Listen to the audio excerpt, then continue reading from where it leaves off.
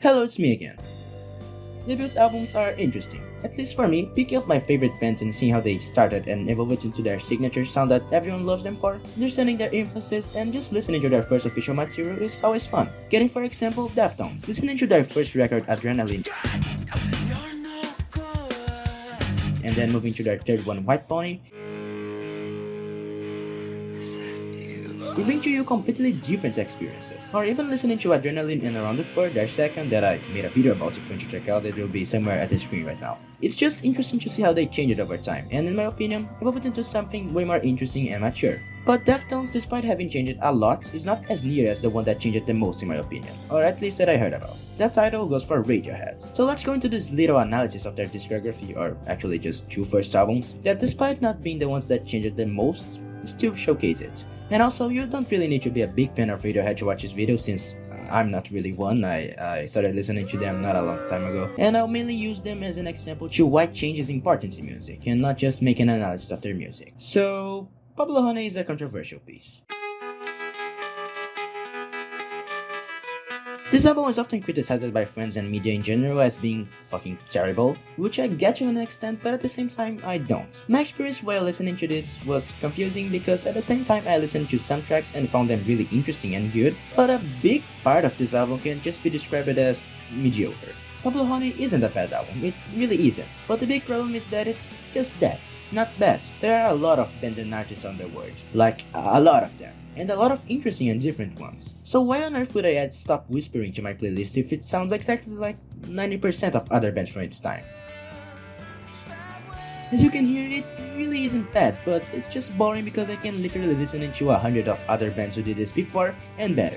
And Pablo Honey is full of this type of song, that aren't bad, but really just aren't exactly good, so just boring. And I already made a video about why mediocre art is actually worse than bad art in my view. You can check it out if you want to.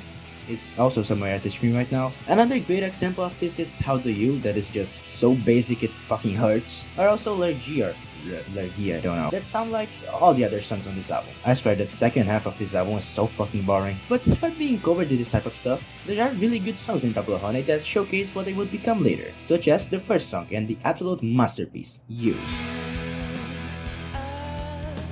This song doesn't feel like it belongs on this album. It's a complete contrast between any other song here. It has a really creative structure that always pulls you back to it, going from melodic and slow verses to these distorted and loud bridges. Tom's singing is absolutely brilliant. The guitar, the vocals, and the bass complement themselves perfectly. The melodies are interesting and even kind of dark. It's a great song honestly. But it's the only song on this level here, or one of them. We have other good songs such as the infamous Creep, that is pretty good, and it doesn't matter what you say to me, it is a good song, you fucking nerd. And Anyone Can Play Guitar that, despite not being groundbreaking, does its job pretty well, and it's fun. There's also Blowout that finishes the album nicely and is honestly as good as You in my opinion.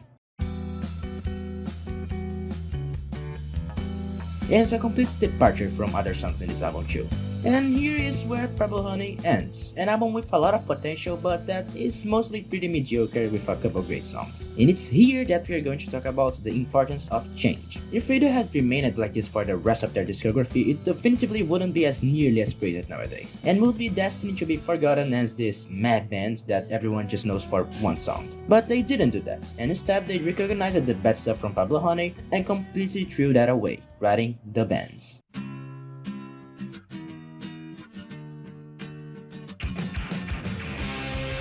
The Bands is an amazing album that got all the good ideas from Pablo Honey and improved them. Actually, I'd even say that they got the bad ideas too and transformed them into good ones. A good example of that is the song The Bands that has the name of the album and that perfectly showcases what this album is. It's energetic, sad, melancholic, and it's very rock, but it's just so interesting and emotional and different. What separates the bands from Pablo Honey is that while Pablo Honey was doing the basic stuff and pretty obvious formula, the bands actually expands and molds that formula of alternative rock into something different, and a style that is easily recognizable. I don't think the band's a perfect album, and I do think in some moments it falls on being generic in a similar way Pablo Honey does. Pablo Honey, what the fuck am I talking about? But there's no comparison between the two. Another song that exemplifies that is the groundbreaking Fake Plastic Trees, a song that can make the most masculine of men cry. It's a complete punch in the stomach, and feels actually genuinely sad, different from Pablo Honey's sad tracks that just feel shit. And this is a great opportunity to talk about the lyrics. Fake Plastic Trees is just undescribable, to be honest. Every line on it feels precise, not a single word here is to fill up space. It all paints this perfect picture of melancholy and a message that I'm not even going to enter here because I want you to experience it for yourself. But I think the darkest song on this album, and that no other track gets near to, is the closing track, Street Spirits Fade Out. Oh my god, this song is an experience. It has this ominous vibe to it, these dark and threatening melodies that are just reinforced by its brutal lyrics. Track like dead birds scream as they fight for life. I can feel death, can see its beady eyes. All these things into position, all these things will one day swallow whole and fade out again. I like to interpret this song as being, well, about death itself. This whole album is just fucking amazing, and I definitively recommend you to listen if you haven't yet. And well, I think that's pretty much what I have to talk about here. My final considerations are, as you could see, as long as it's for better, changing is important and necessary. Art needs to evolve and improve constantly, and I think we shouldn't gatekeep genres and artists' old sound just because it's comfortable. Open your mind. And as a wise man once said, yesterday I woke up sucking a lemon. Thank you, so now, goodbye.